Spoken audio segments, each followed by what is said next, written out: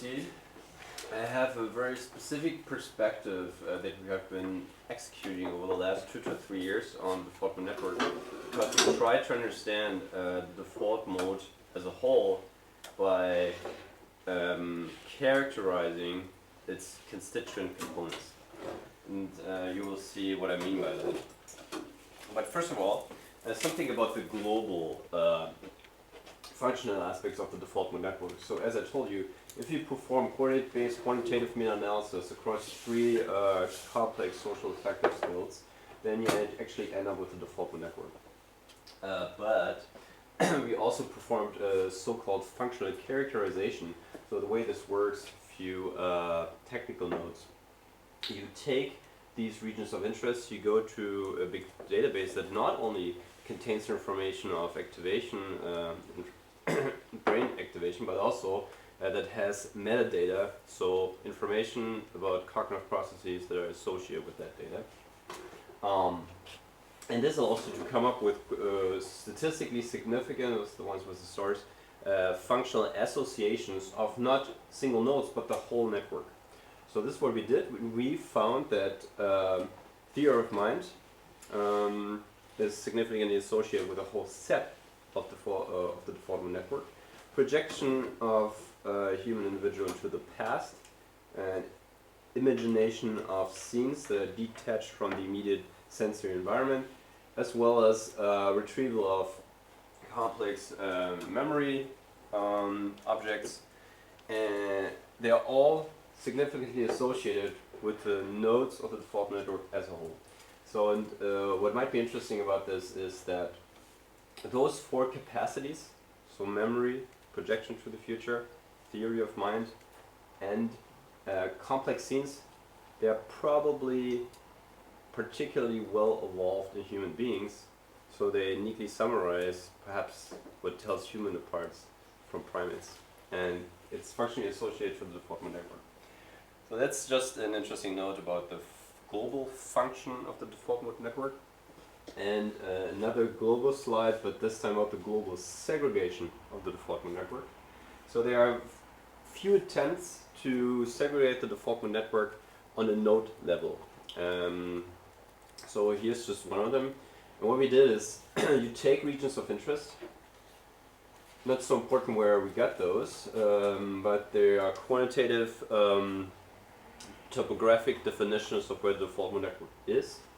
Then you take resting state data, and you have 3 different methods to actually ask what is the relationships, the neighborhoods of regions on different scales. So if you have 2, 3, up to 3, 4, up to 9 clusters, and you find that actually parts of the limbic system, such as the amygdala hippocampus, which is perhaps not the most consistent region if people talk about the default mode network, but they form a coherent cluster and they do not decouple if you go up with the number of compartments that you want to observe in the default mode network.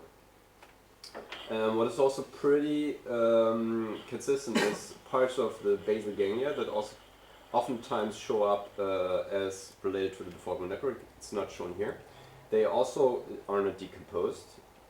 Whereas if you take kind of like the core regions of the default mode network, so left, right, TPJ, so this is the middle temporal gyrus, posterior cingulate cortex, and DMPFC. And DMPFC, they actually segregate further if you impose a higher number of clusters on resting state data. You see something similar if you perform a so-called multidimensional scaling, so MDS is really an old technique. It's basically a principal component analysis. You're asking if I only had 2 dimensions to explain my data and nothing else, what would actually my data look like? So you perform a low dimensional projection of your data in a 2D space.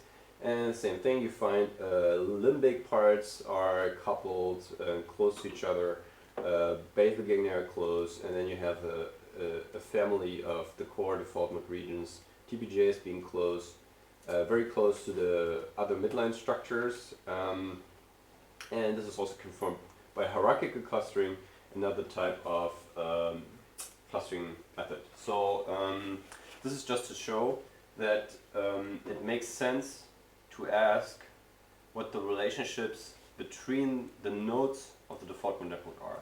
So they are not equally connected to each other.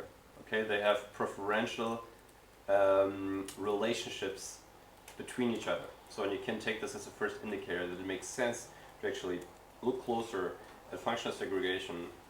And I always like to motivate this from a neurobiological perspective. So neurobiological segregation in the default network. So I know you already saw this slide, but just a few methodological notes. So the problem is the right temporal parietal junction is huge issue in the literature because it's very heterogeneous in terms of the cognitive processes that are associated with this part of the brain, and it is also heterogeneous in terms of the neuroanatomical descriptions. Some people call it angular gyrus, some people call it posterior superior temporal cycles, other people call it Brodmann area 39, others call it Brodmann area 40, and I could go on. So we need to define this part of the brain in a different way. We cannot just go there and say it's the middle frontal gyrus. It doesn't work that way. As the name already tells us, temporal parietal junction. So something between a part of the temporal and a part of the parietal lobe, somewhere between. This is exactly the problem. So what we did is we went through 3 different literatures, which is attention literature, sensory motor control, and theory of mind literatures. We perform quantitative analysis, meta-analysis on these literatures to come up with a topographic definition of where investigators in the respective literatures think where the right temporal parietal junction is. Okay? So sustained attention researchers think the right temporal parietal junction is here. They might not call it this way, okay? So each of these literatures also has preferred ways to refer to this part of the brain. Okay, this is exactly the problem. But in attention people, RTBJ is here. For sensory motor people, RTBJ is there. And for social cognition researchers, TBJ is there. So what we did is we merged these to a composite region that reflects the heterogeneity in the literature in terms of both neuroanatomy and cognitive function. Okay, so we wanted to generalize across these literatures and recombine them in a quantitative fashion. So the way we did it is, it's not so important which clustering this is. You get the same result with various clusterings. What is more important is we use 2 different types of connectivity. We used resting state functional connectivity, which you surely know, and we use something else which is called meta-analytic connectivity modeling. It's not so important how this is exactly computed. The conceptual key point is it is a type of functional coupling between spatially distant neurophysiological events that are measured during a task state. So it's a task-related type of functional connectivity, which is exactly opposed to the resting state functional connectivity, which is task unconstrained. So, but the interesting thing here is you perform a type of clustering based on the connectivity, and you come up in both these analyses with complementary types of connectivity with pretty much the same segregation into an anterior RTBJ cluster and a posterior RTBJ cluster. And there's an overlap of 90%, yeah?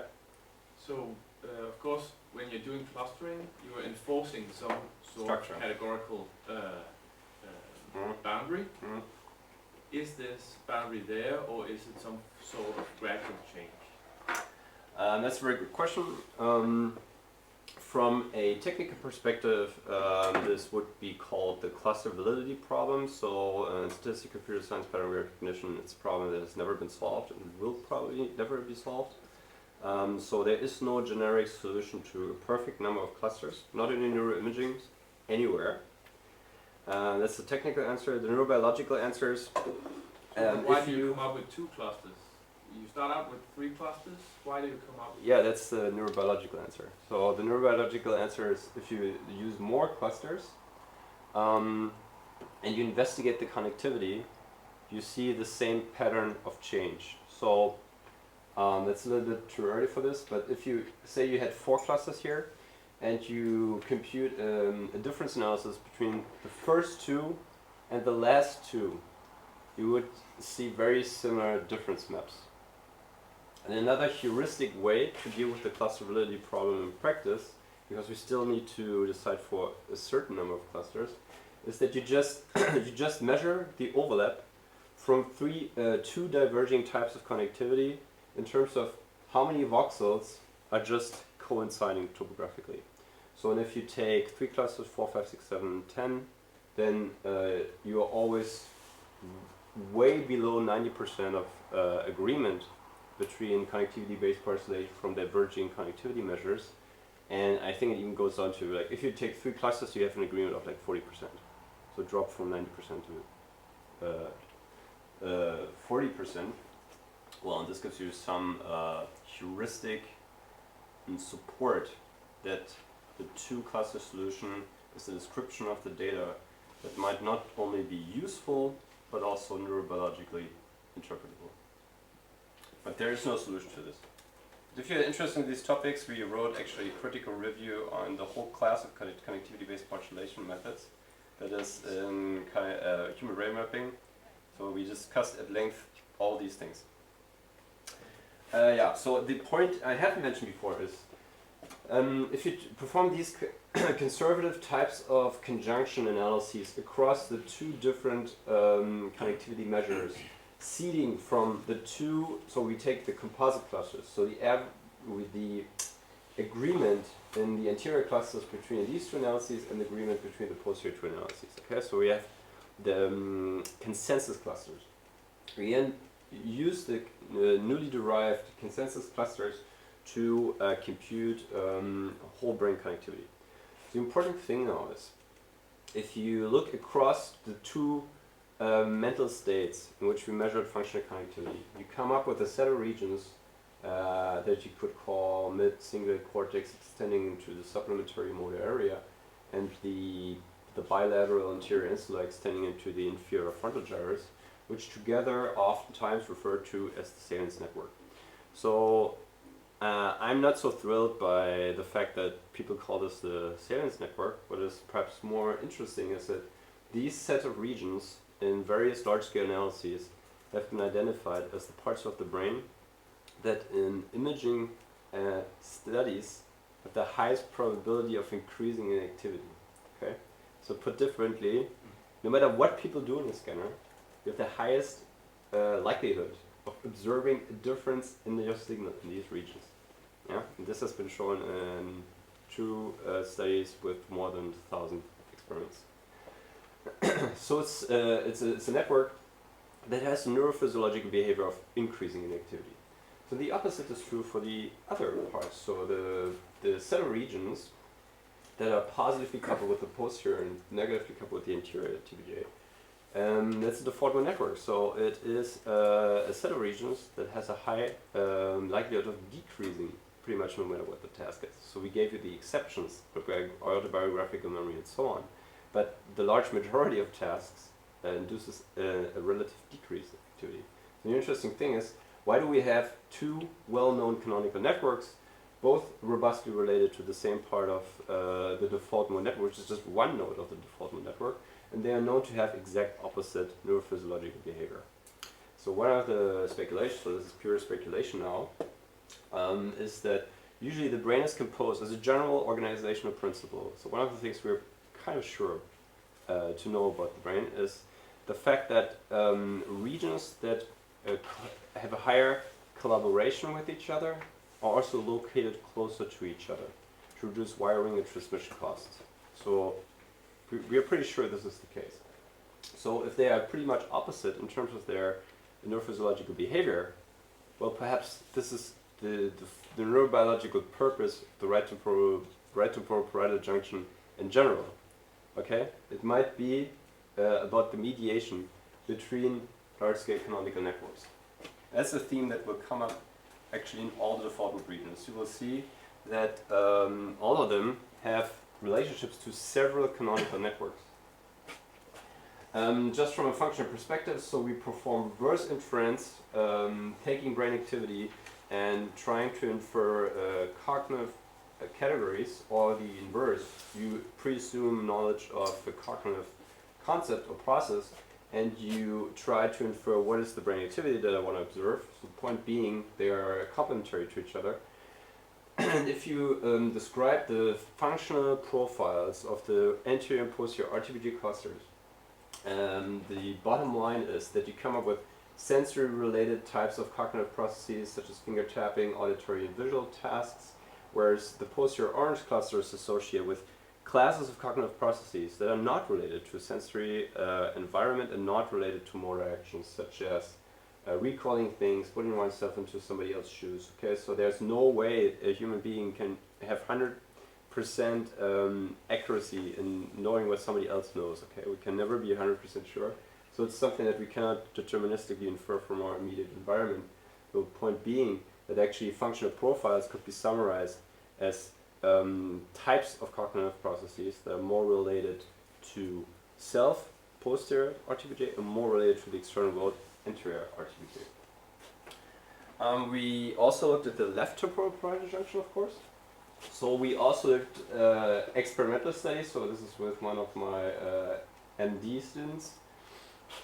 And so what we did is we performed a very simple paradigm. People heard voices, and they were supposed to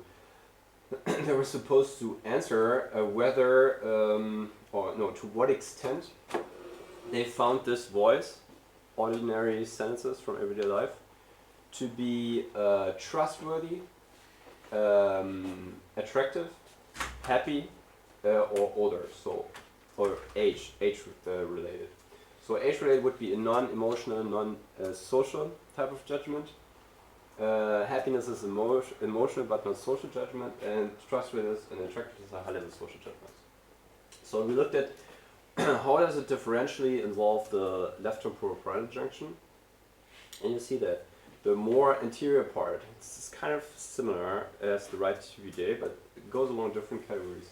So both the emotional, so this is relative to a baseline, which might be disturbing, but you actually see a relative increase in brain activity in the anterior part of the left TPJ, in both emotional and social judgments. In the middle part, mostly in social, in the posterior part, mostly in cognitive ones. And this took us to think that there might be a functional gradient in the left temporal parietal junction if you are in the area of social affective processing. It goes from more sensory related emotional types of social affective processings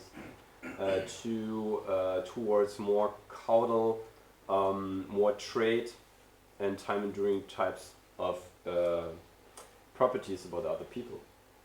And another aspect that came out in this study is that we related the social judgment specific brain activity from auditory stimuli to another study where we did pretty much the same experiment in visual stimuli.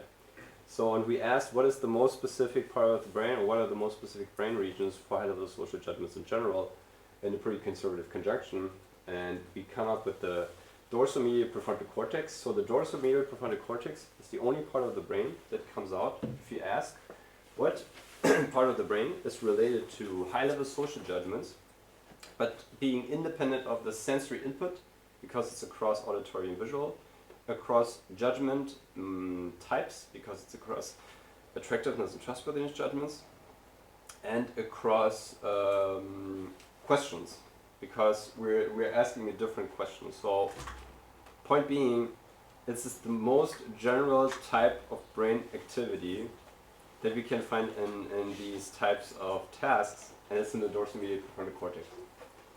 We'll get back to that. So we also tried to parselate the left temporal parietal junction, and the way we motivated this time is that we said, we have all these close associations with the language literature and semantics. So perhaps you remember the Binder paper that we showed you before. So there is perhaps underappreciated relationship between semantic processing in the brain and high-level social affective processing in the brain. And the interesting thing is, in both these literatures, you have pretty much always the same regions that light up. Okay, so there's not so much variability, but both these things that are also very related in terms of ontogeny and in terms of like anthropological thinking, you know, like new social skills in human species, passing on social affective skills from one generation to the next, pedagogy, all these things. So they're really closely related, high-level social skills and language skills in humans, but they have as far as I know, never been systematically related in the brain. The interesting thing is, there's actually just one part in the brain where they overlap, and that's the left temporal parietal junction. So this is the topographic overlap that you find after performing one individual database driven meta-analysis on a variety of language studies and another one on a variety of theory of mind studies. And if you then ask, okay, what's the overlap between those two, you come up with this. And this was the starting region for another connectivity-based parcellation study, where you see the following set of clusters. And we observe that we also, analogous to the right temporal parietal junction, pretty early observe a more anterior part of the LTBJ this time, and a more posterior part of the LTBJ. So this was this distinction. This is the one that came up earliest. So we, in the 3-cluster solution, we also come up with here a green cluster that goes up onto the intraparietal sulcus, and it contains extended parts of the inferior parietal lobe. And it is this green part that gets further subdivided in the 4-cluster solution and in the 5-cluster solution. But the part here, it is the most robust structure in the data. So the question, of course, that we have is, are there language-specific parts in the LTBJ or theory of mind-specific parts of the brain, or are they not separable? Or at least with fMRI data, of course. So we looked at the specific connectivity. So whenever you see specific connectivity in my slides, it means that, say you have 3 clusters, then to have the specific connectivity of cluster 1, you compute a difference analysis between 1 and 2, and 1 and 3. Okay, and then you compute an end conjunction between 1 minus 2 and 1 minus 3. And this gives you the parts of the brain that have the highest connectivity strength with that cluster compared to the other clusters. Okay, so it doesn't mean that the other parts of the brain are not connected. It just means this association is strongest. And what we observe is these two LTBJ clusters. They show the strongest association with default mode-like type of patterns, so middle temporal gyrus, temporal pole, both sides, and they always activate the whole set of regions. Whereas the more posterior cluster 2, so it's the posterior LTBJ, it's the only one that really has the full set of default modes. So it has the most specific connectivity profile that recovers the complete default mode network. Okay, so the little caudal part of the LTBJ has the strongest functional coupling with default mode network regions. So the anterior one also has some, but it's not as strong. So already at this point, you could say that even if these two are both related to social cognition and language, there might be a difference on the level of functional hierarchy. So the default mode network is a summary of pretty much the highest association cortices there that are in the human brain. So if you have a strong coupling with many of these areas, it's undeniable that you're dealing with something that is pretty complicated and that might be dealing with categories that we humans have no names for. Whereas if you look at the cluster 1, it also has functional coupling with like sensory cortices and motor cortices. So there are more parts that show specific connectivity that are not necessarily extremely high, super abstract and associated. So even if cluster 1 and cluster 2 and the LTBJ are very similar in their relationship to the default mode, it appears that the cluster 2 is actually higher level, and cluster 1 is relative to the other cluster a little lower level. So we also performed a functional profiling with the question, of course, well, how does this map on cognitive processes about language and about social cognition? And the punchline is the cluster 1 and cluster 2, they were the only ones that were functionally significantly associated with language and social processes. So just to remind you. So these ones, yeah, they're both significantly associated with language and theory of mind Sorry, processes. how is language defined here? Which part of language is this? Yeah, good question. So that's perhaps a cultural difference. So this whole approach tries to be agnostic to cognitive theory. Okay, so I'm not adopting a certain vision on what language is, whether language production is part of it, whether semantics are part of it, whether lexical retrieval. I'm not dealing with this.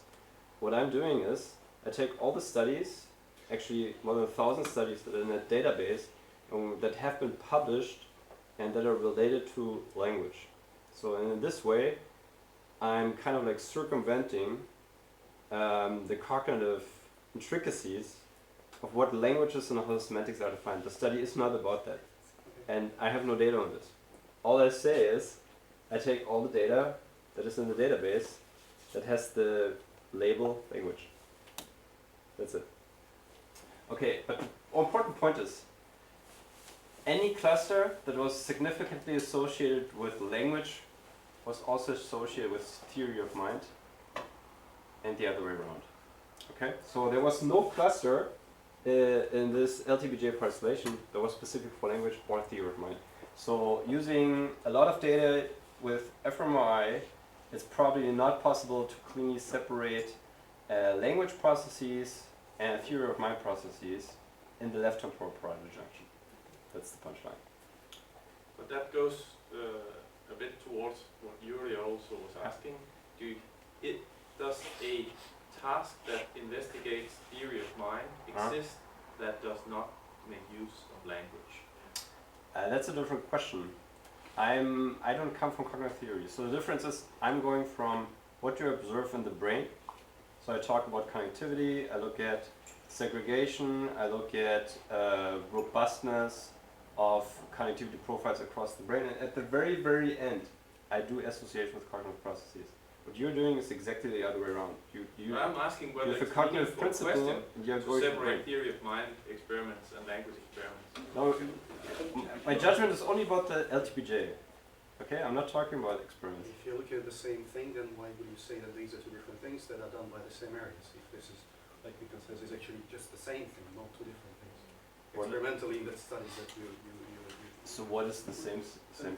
well, So if you use language, most theory of mind studies use language to a great extent in order to differentiate different types of. Yeah, but not all of them. So if you take, for example, Yeah, so that's my question. Are there theory of mind experiments that does tons of them? Yes. So there's the Marr paper, for example, which has been published 2, 3, or 4 years ago. So and they specifically contrasted. So what do studies show as consistent connectivity if they use cartoons or any other non-verbal material, and types of theory of mind studies that use a ton of verbal But material. even if you use cartoons, there's always a narrative underneath those cartoons. So it's a Yes, but you're using cognitive theory in this interpretation. That's the difference. but Yes, you are. You're saying a cartoon has semantic meaning. You're making a pre-assumption that this is the case, and this is what I'm not doing. That's the difference. But in the end, you come up with the conclusion that there is no difference between language and theory. No, I don't. I said in the left temporal parietal junction, based on connectivity-based parcellation-derived subregions that are connectionally distinct. If I take the fMRI signal, then with these data, it is not possible to find a statistically significant difference between functional associations in the anterior and posterior subregions. That's what I said. I didn't say theory of mind is the same or not the same. It might be the Okay, case that it's much more specific. I think it might be the case that I mean, probably you can use language for non-theory of mind purposes. Yes, I'm sure you can. But you probably, I think your point is that you quite often use language during theory of mind. But that means are kind of distinguishable to an extent, because it's what you're using language to do that's different between its general properties to describe things like chairs and its applications. Well, that's why Yuri asked the question, what type of language is this? Because that's... I give you a different example. So I went to the laboratory and I presented a similar study, and then people asked, So why do you only look at theory of mind? There are all these concepts. So there's affective theory of mind, there's cognitive theory of mind, and you're not being precise. Why do you not differentiate that? That's a very similar question. It's just that it's about one cognitive process. I said, I don't want to make assumptions about the cognitive architecture of this class of processes. I want to look at the processes in general, whether there's a cognitive or an affective theory of mind. I don't want to make assumptions about that. This is the to make an difference. assumption, it's one thing to start with. It's all Yeah, but an I'm not assumption. doing this. I'm not purposely not doing this, and this is the difference in this approach. It's data-driven, and it goes from brain to cognitive principles. And this is exactly the opposite direction of experimental cognitive neuroscience, where you have a lot of motivation from cognitive principles. Language is important for the emergence of theory of mind and these types of notions. But the type of research that I'm doing is not going into this direction. It's just an epistemological difference. Okay. But you're using data, if I understand you correctly, that have been conducted by people that have made these assumptions. Yes, but this comes after the segregation. You should look at the flow of the experiment. I'm coming up with compartments in the brain that a lot of people assume to be like a monolith, okay? And what I'm doing is, first of all, I show, free of any cognitive theory, that there are like connectionally distinct compartments in this node of the default mode network that most people assume to be homogeneous. So and once I have this, and this is the main message of the study, okay? The main message of the study is that we can find connectionally distinct clusters. So why is this important? That's important, and it only makes sense because we know it comes from animal studies. Because we know each microscopically distinguishable part of the brain, okay? What looks different under the microscope of the brain has a unique connectivity profile. Okay, BA39 and BA40, they have different whole brain connectivity profiles. And we believe that each microscopically distinguishable part of the brain has a unique connectivity profile. So this notion that we know from cats and monkeys for 20 years, roughly, this is what goes into connectivity-based participation. That's the neurobiological justification why I can say, well, if I find in my clustering analyses that there's anterior and posterior LTBJ, then probably this is not only an arbitrary difference in the connectivity. From animal studies, we know this is very suggestive of a functional difference. This is the main outcome of the study. Okay, it's not a cognitive study, just to emphasize this. But as an extra, as a dessert, okay, as a dessert, I also perform significant function associations. But that's not the point of the study. The point of the study is there are probably functionally distinct parts in the LTBJ, okay? And with the data that we have, this is one of the biggest data sets that we have, okay? So there's no different way to investigate this. There is no different way. It's the only way we have right now, is to trust that this specific cognitive ontology that these people chose, and the cognitive ontology is not a solved problem, okay? It's a gigantic problem. It's not only about language and theory of mind. The problem is the community has not agreed on an ontology of cognitive processes. And before you solve this, all these debates of theory of mind, is it the same as language and all these, they're never going to end. We would need to agree on an ontology first, and then starting from this, you can make these types of things. But we have not reached this yet, and we also do not have a unified theory of brain function. So these types of debates, they don't lead anywhere. And all I'm doing is, I say, with the data we have, with a set of cognitive ontology that we have pre-assumed and consistently applied to a quarter of the literature that we have, there's currently no evidence for statistical significance of language-related clusters in the LTBJ and theory of mind-related clusters in the LTBJ. Okay? It's very weak judgment, very weak, and it's not the main point of the study. Okay? And it goes from neurobiology to cognition and not the other way around. It's not an experimental study. Okay. So very similar discussion in this frequent hot topic in social cognition as well. What's actually the difference between the ventromedial prefrontal cortex and the dorsal medial prefrontal cortex here in turquoise?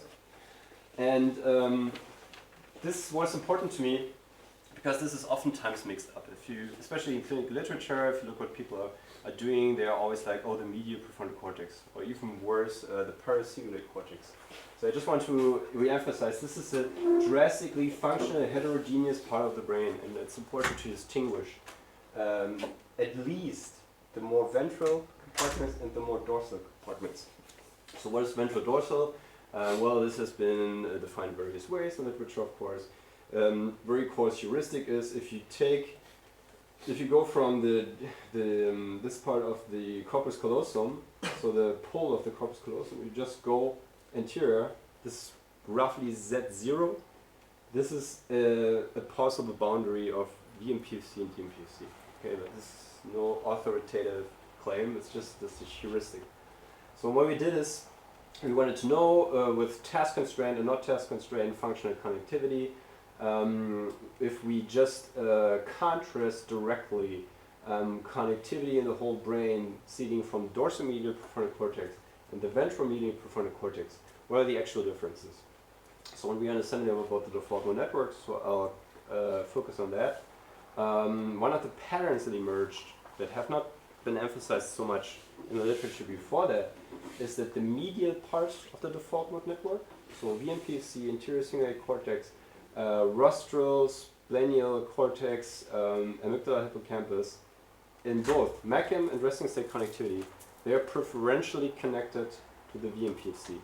Whereas more lateral, more associative types of the default mode network, so DMPFC, inferior frontal gyrus, superior temporal gyrus, TPJs, they are preferentially connected to the DMPFC.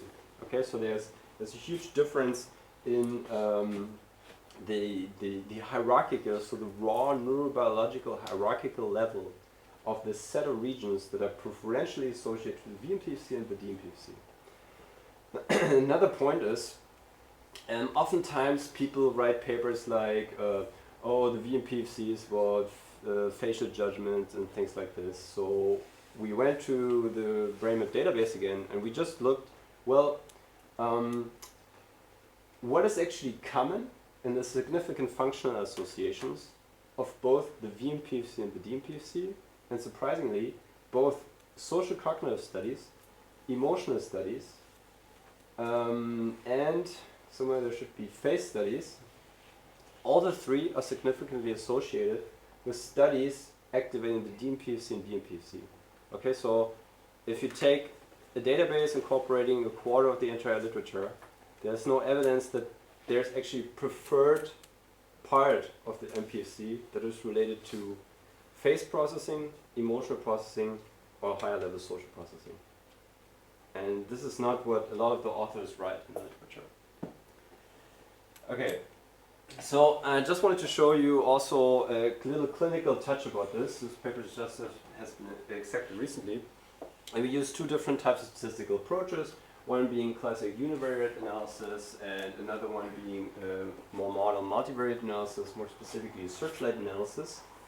And we asked the following question: do we have depression, major depression related subregions in the medial prefrontal cortex? And the thing is that BA10, so what is generally known as Portman area 10, very recently, like 3 years ago, Sebastian Bludau, he discovered by cyber architectonic methods, so which is the strength of the research center Jülich, that there are actually two parts in the BA10. So it's not a composite region, so there's not really left and right, but within left and right there are actually two parts. So there is a more medial, so-called FP2 frontal pole 2, and a more lateral FP1 subregions. So there are actually 4 subregions.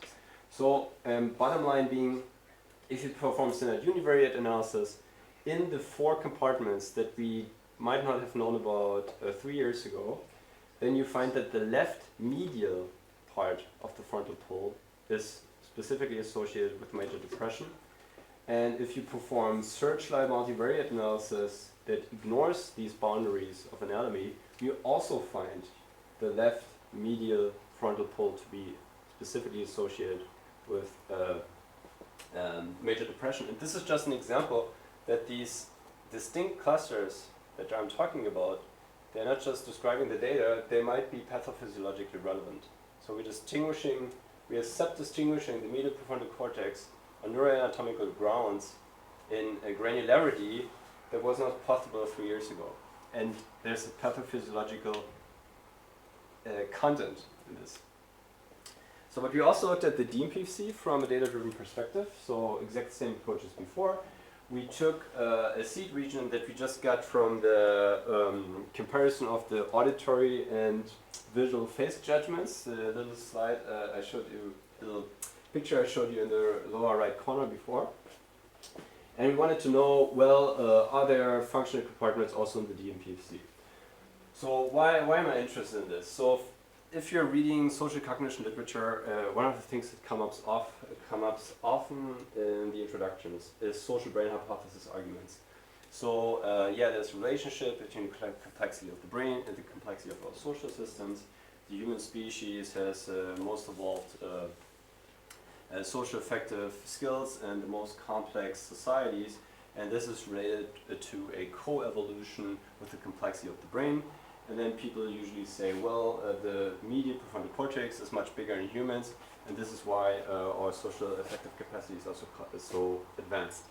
So this is a very frequent type of argument, and I think it's worth taking a second look at these types of introductions, because just if you look at the literature, it's actually much more complicated. So one of the reasons is that there are studies, for example, that show that actually white matter shows a difference in volume that is related to language, for example. Okay, so humans have more white matter in the left frontal pole than the right frontal pole, and it's probably related to language.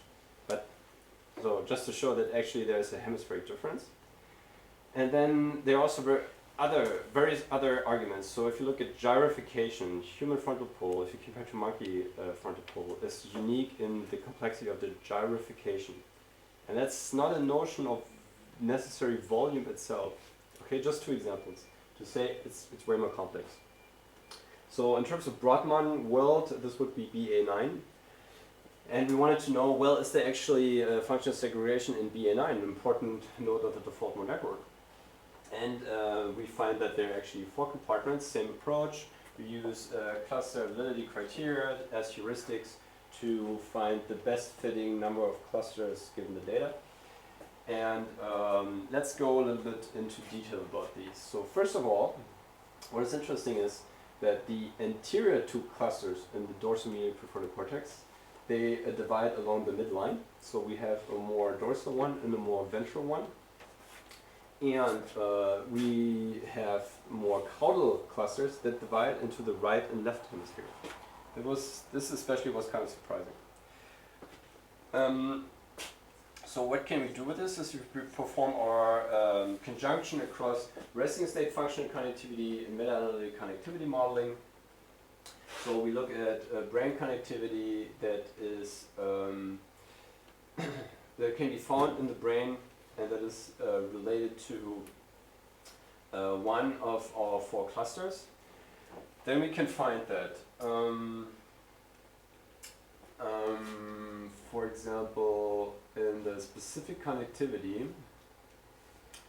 that this red cluster is on the right, so it's the one that is on the right hemisphere. It is specifically functionally connected to parts of the dorsal frontal parietal attention network, but only on the right side. If you look at the direct neighbor, the left DMPFC, left caudal DMPFC subregion, it incorporates parts of the mid-cingulate cortex and anterior insula, which you can see here on this slide. Oh yeah, it's there. So anterior insula, so it regroups parts of the salience network, and actually the green part, so the most rostral cluster in our DMPFC region of interest, it shows the most specific connectivity to the default mode network. So the point being that there are connectionally distinct parts in the DMPFC. If we look at the most specific connectivity across the brain, then actually these subregions are related to different large-scale networks that we know well, that we have found in various studies, which are related to attention in the right hemisphere, to the notion of salience in the left hemisphere, and we actually identified a part of the DMPFC that is most related to the default mode network, and that is the one that is closest to the frontal pole. So why is this important? If you look at the literature, you will find that the part of the MPFC that is most implicated in default mode network is actually completely heterogeneous. So there are a lot of studies, especially the earlier studies, they're all talking about the ventral medial prefrontal cortex or even the orbitofrontal cortex. There's some studies that, most studies actually only say medial prefrontal cortex, those are the careful ones. And but across studies, we found at least that probably the frontal pole or the more DMPFC regions, they're probably most default mode network related. So the whole medial prefrontal cortex has some incompletely understood relationship to the default mode network. But if you need to find a most specific one, well then it would probably be this more rostral subregion. So again, we established the regions, we know their connectivity, we classified it across diverging brain states, and then we get back to cognitive theory. And the way we did it is, we wanted to know, well, do all these high-level things, like moral judgment studies, empathy studies, and theory of mind studies, do they recruit the same dorsal medial prefrontal cortex, or did we actually learn something about the function of segregation, okay? So if you say BA9 is homogeneous and we see the same blob every time, then we should see all colors and all judgments. But this is not the case. So without going into the details, the thing is that in these high-level tasks, such as theory of mind tasks, many moral judgment tasks, many empathy tasks, the pattern of subregions within BA9, within the DMPFC, they are not the same. Okay? So this is something that is not appreciated in the literature because most people take the DMPFC as a monolithic region. So the last part, this one will be quick, is the posterior medial cortex. So we already gave some arguments why this is actually could be perhaps we consider a core of the resting state dynamics that has the highest metabolic consumption across not only all parts of the default mode network but actually the whole brain. There are tons of arguments actually. If you stick needles into the PMC in animals and you make them perform a task, there's actually a deactivation at the beginning of the task, so very peculiar. So the basic neurophysiological facts that also make this part of the default mode network very interesting. Or if a human being awakes from anesthesia, this is one of the first regions that comes back on. Okay, so there are many arguments where you could kind of associate with the high-level notion of consciousness. So I'm not going to go into details about consciousness. I'm just saying there are many indicators from various methods and various species that the MPFC might relate to these high-level notions. And this makes it interesting to us. Well, we wanted to know, of course, what's its role in the task-rest correspondence, of course, what we mentioned in the introduction. So what we did is we found 4 clusters here that are related to, in yellow, the retrosplenial cortex, in blue, what Vogt and others would call the dorsal posterior cingulate cortex, in green, the ventral posterior cingulate cortex, and in red, completely different part of the brain, okay, the only part that is really in the parietal lobe, the precuneus. Okay, there are worlds between this and all this, just to emphasize this, because in neuroimaging there's usually a blob that goes across these. From a neurobiological perspective, totally has nothing to do with each other. And we did the following thing. We looked at what is the brain activity in the whole brain that is identical if I measure the task-related connectivity from all 4 clusters or the task-free connectivity from all 4 clusters. Okay, so we get 4 maps in each of these cases and we look at the overlap. Interesting thing is, if you look at function connectivity overlapping across all 4 clusters and task-constrained connectivity, not a single region outside of our region of interest is topographically overlapping in this analysis. Whereas if you do the exact same thing, but you use a type of connectivity that is not task constrained, you get the whole default network. Okay, it's kind of interesting. And just very quickly, the one before the last slide. What does this actually mean? So we again performed our specific connectivity analysis because we only care about the connectivity that is most specific to each of the clusters. Because the PCC, if you're an imaging neuroscientist, you know this always lights up as a whole thing. Okay, the point is we force our methods into a direction where we can't actually say something about the difference. Okay, so most of it is shared, just to re-emphasize this. But we are asking what is specific. Okay, and this is what I'm interpreting. And then if you do this, then you find that the cluster one, the precuneus one, that is the only part that is in the parallel proper, you get function associations with dorsal attention network. Okay, so it's a very, very conservative analysis. Okay, so it's three conjunctions. We perform 3 difference analyses and then a conjunction, but you come up with a dorsal attention network. So it is related to the notion of attention, but this is known from monkeys. The monkeys is called area 7M, I think, and it is related to grasping behavior and so on, totally consistent with the animal literature. The ventral PCC and dorsal PCC, they're interesting because they're actually very close to the visual cortex, and we think it might be related to the Ungerleider distinction of a ventral what stream of visual processing, which might be more related to the ventral PCC and might explain specific connectivity in the ventromedial prefrontal cortex, for example, and the more dorsal aware type of visual stream, according to Ungerleider, that might be more related to the DPCC. That is more closer topographically to the dorsal visual stream.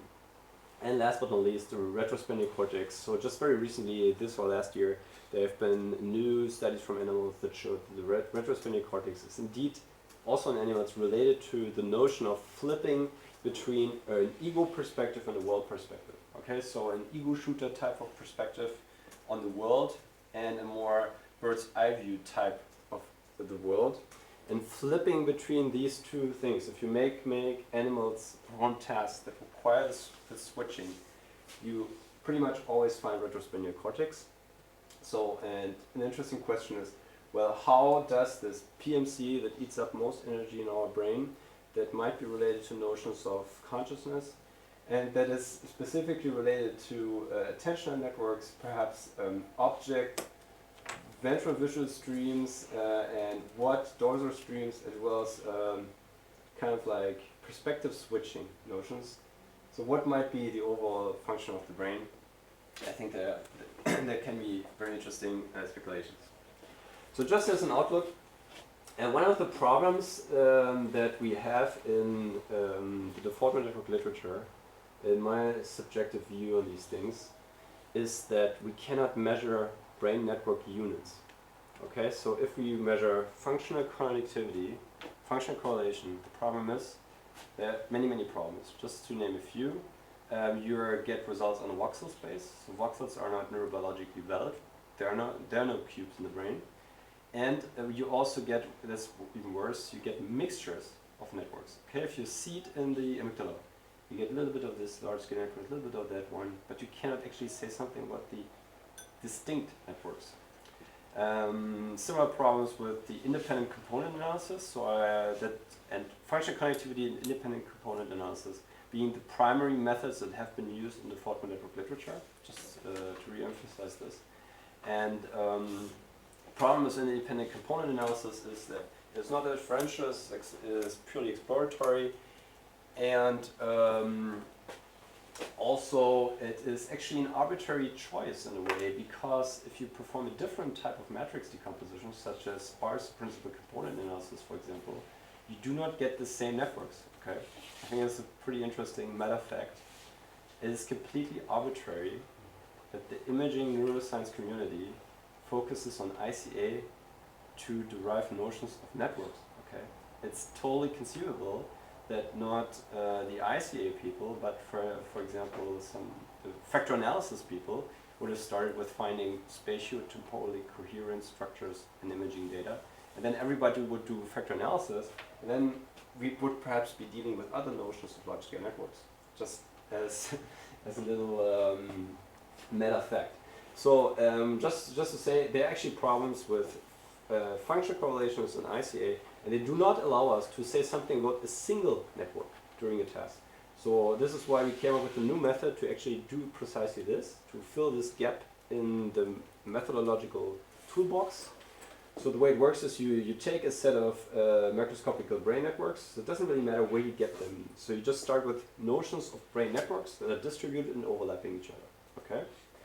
And it is possible to then take a set of tasks and learn, so it's a statistical learning method, learn the importance of each of the large-scale networks during a specific task. Okay? So you learn what is the mixture of large-scale networks that, if you add them together, make up the whole brain connectivity pattern that we know. Okay? So just to give an example, if you have gender judgments, which is a simple type of social affective task, then you do not get the default network as an important macroscopical network that makes up activity that we see in the overall GLN analysis. You have no medial prefrontal cortex, for example.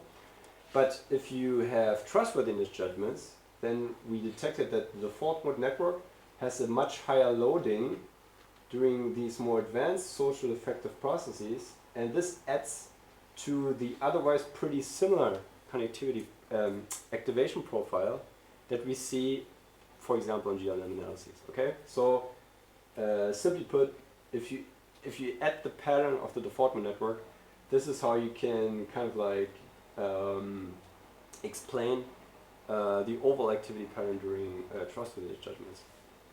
Does this make sense? Okay, so the difference is we can observe and measure cognitive brain activity during cognitive tasks in a network space, and not in a region or voxel space. So that's the difference. So why is it so difficult to investigate the default mode network? I think it's an interdisciplinary challenge. It pretty much challenges a lot of things, including methods, including cognitive theory, and there's, first of all, the psychological level and the anatomical level. So the default mode network, as Daniel has emphasized earlier, it's still a nebulous, ill-defined concept. Okay, so you ask 5 investigators, could you just tell me what the regions of the default mode network are? You would probably get like 8 answers. And this anatomical level is also a huge problem, because for some reason, and I haven't read like a really useful explanation for this, the activity blobs that we observe in fMRI, they go across neuroanatomical boundaries. Okay, so we see blobs that are exactly between the PCC, that is part of the cingulate cortex or cingulate lobe, and the precuneus. Although the precuneus is part of the parietal lobe, okay, completely different universe, but you consistently see blobs that are across these. The same is true for the TPJ, that is between the temporal lobe and the parietal lobe. And the medial prefrontal cortex, which also goes a lot into the cingulate cortex. Again, like anterior cingulate cortex and BA910, completely different world, okay? It's nothing to do with each other. But for whatever the reason is, the default mode network makes it really difficult to come up with neurobiologically motivated types of explanations, because it violates the neuroanatomically existing boundaries. Second aspect is, so we have this set of regions in the brain. They have probably the highest baseline activity. They eat up a huge amount of energy, but you don't have the slightest idea what purpose this is actually serving. So this is a problem not only on the biological level, but actually on the anthropological level. Okay, so it's really about the very existence of the human species. What is this thing in our brains that is doing something that we might not have any notions for, that eats up all the energy, and we cannot really pin down what the role might be. So it's a very fundamental aspect. So this also poses problems from a philosophical perspective, because And this is why I'm doing data-driven research about the default mode network. I think a lot of riddles and conundrum is caused by our notions that we use to investigate the default mode network. So kind of Wittgensteinian explanation for this would be the problem is that we're observing something that is not really concrete, that is abstract. Nobody has met the default mode network, okay, but we are constantly talking about the default mode network with this and this and this. So, but actually we cannot really communicate very well with our words and our notions because it is difficult to exactly pinpoint what we exactly mean by the default mode network. And this mixing up of resting state methods and resting state networks, which is something biological, has nothing to do with the methods itself, just drive like this point home that there's a huge problem just in terms of the notions and the concept that we use when we talk about the default mode network. So thinking about the default mode, for example, in terms of task positive and task negative networks, this is exactly the problem. We will never find out what the default mode does, in my opinion. It sounds perhaps a little bit radical, but I don't believe that we are making forward progress if we stay in these notions. And this is exactly the motivation why I try to be as far away from cognitive theory. I'm not against cognitive theory. All I'm saying is, if we pre-assume and put our notions into our methods and in the beginning of our approaches, then we can only make conclusions within the space of these notions being correct. And we don't know whether they are correct. We do not know whether mind wandering is a useful notion when we talk about the default mode network. And we do not really know whether exteroception and interoception are useful concepts when we talk about the default mode network. So this is why I try to be as far away from semantic concepts as possible. And it pretty much challenges all the methods that we have. So very simply put, most of the time in imaging neuroscience, the thing was, oh, I want to know something about working memory or attention or social affective processes. And it came up with like conditions. Oh, I could show them these pictures that triggers this type of process, or I could expose them to these sounds that then would make them think like this and trigger this class of cognitive processes. But the problem is, the default mode network is exactly orthogonal to that. So there are some examples that actually show the whole topography of the default mode network. We have emphasized this already. But the problem is, the traditional approach of constraining mental processes by experimental settings, this is doomed to failure in the default mode network. So this is why there's actually a methodological crisis. If you want to investigate the default mode network purely by, I'm not against experimental methods, purely by experimental methods. So this is why I think we really need an intensely interdisciplinary effort to really make progress on the default mode network. So with people that are good in philosophical thinking, people that are very good at cognitive theory, people that are really advanced in high-dimensional statistics, and so on. Okay, that's it about the default mode network and the segregation.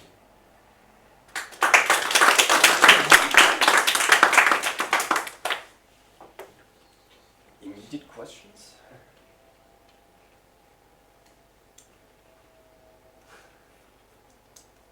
Can you send me all the nifties of your translations? Yeah, sure. Yeah, they should be available if you're interested in the nifty definitions of all these subregions. So one of them is not published yet, so it's the LTPJ, but all other ones, they should be available on two sources. The first being NeuroVault. It's a very awesome database that tries to push open data in imaging neuroscience. And also in a database from the Simon Eickhoff lab, where they try to make available all the results of parcellation and meta-analytic studies.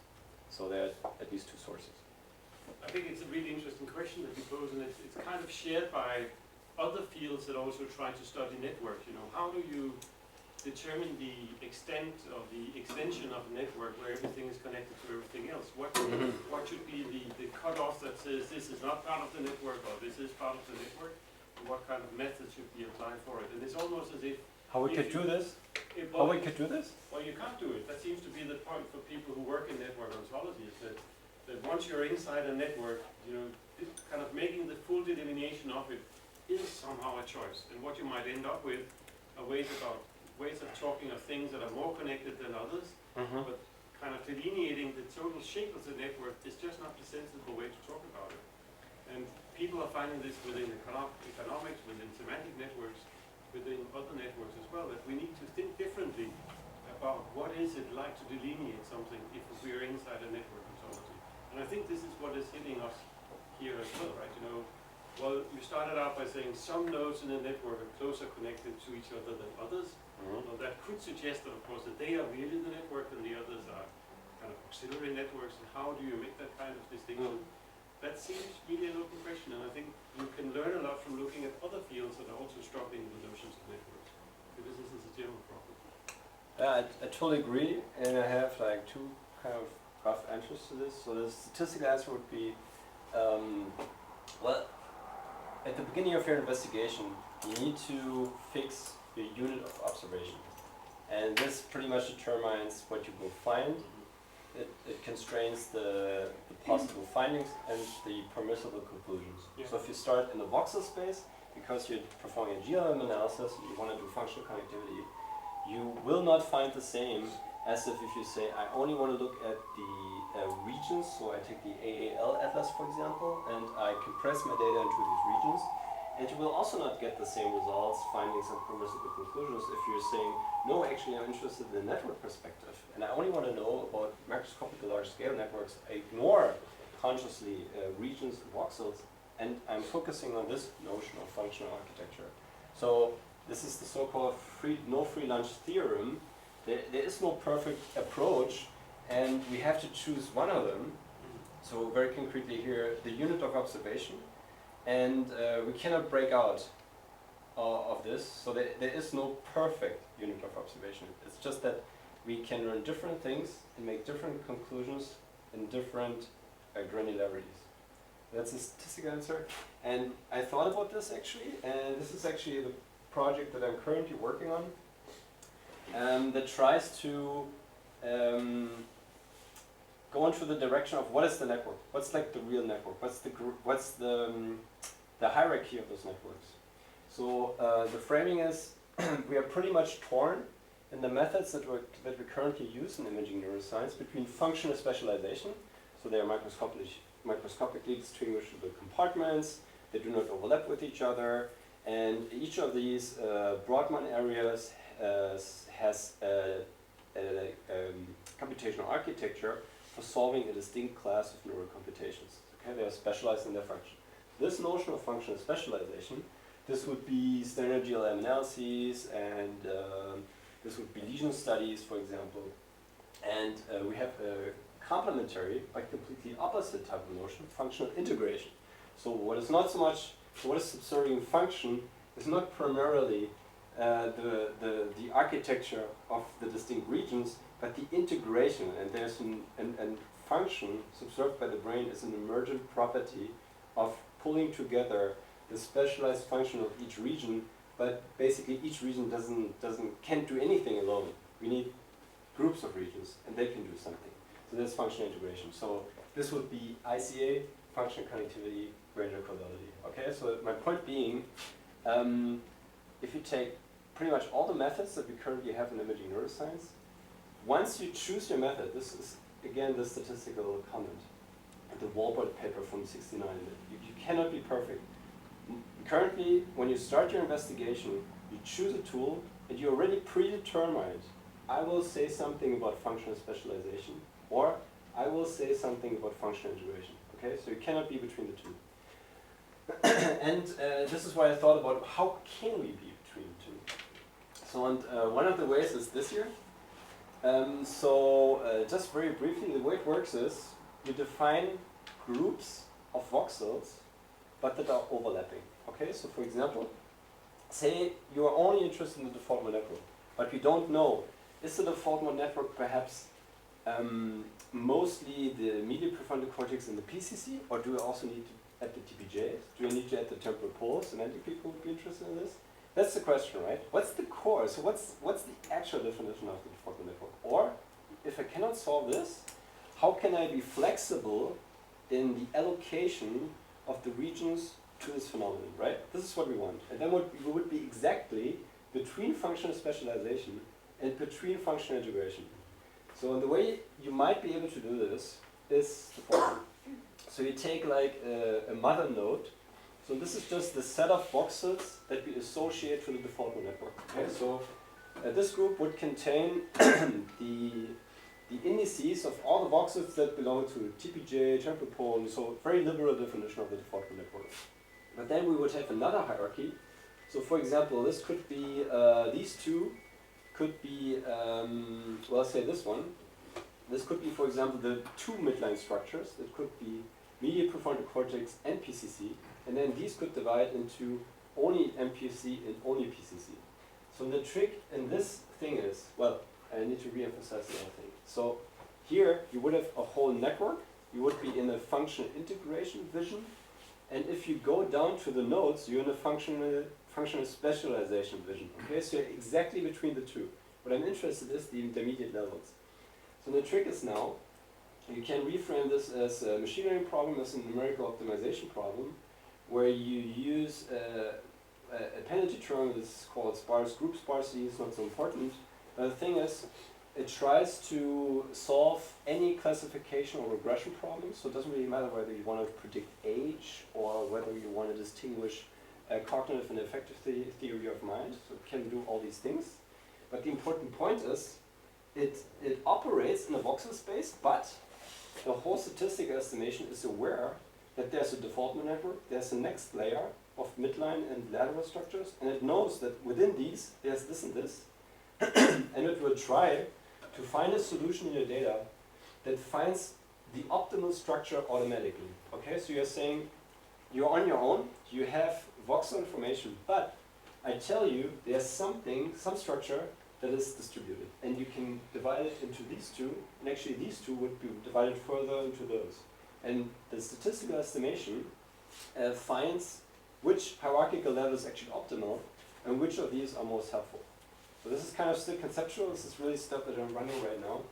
But this is my personal bias of how you could actually be between functional integration and functional specialization. And this is actually, this makes voxel level estimation statistically tractable and more neurobiologically interpretable. So one way one could go along there is to say that maybe the notion of a default mode network is wrong in the first place. Because in a way the network is the brain. But what we might be looking at is particular kind of architectures of that network. And what we would be shifting to is rather to say what we might be identifying is a particular architecture of the way that the network known as the brain is structured. Here Yes. we end up with something that looks like a default mode network. But the idea of the network is kind of making the assumption that this thing is kind of cut off from the rest of the stuff. And I think therefore actually the words really matters here. If you talk about it in terms of the architecture of the network, we talk about it, we actually get a different language. And this is one architecture that suggests that actually this network is not a flat network. There are particular hierarchical structures in it, and that these nodes that we find here, they seem to be located in particular places.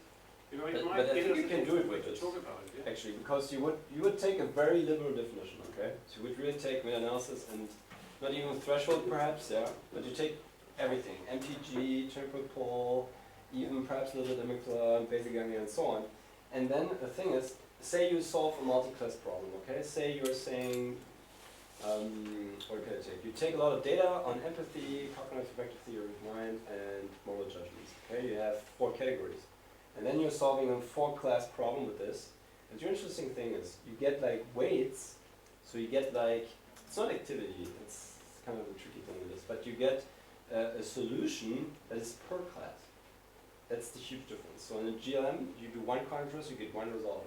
But if you solve a 4-class problem, you can shape it in a way so that you get kind of a result of how well you can distinguish these 4 psychological processes based on the brain activity. But not only this, for each of these classes you would get a weight map, and it is this weight map that would tell you actually, okay, so if I'm doing affective theory of mind, do I actually need more amygdala or not?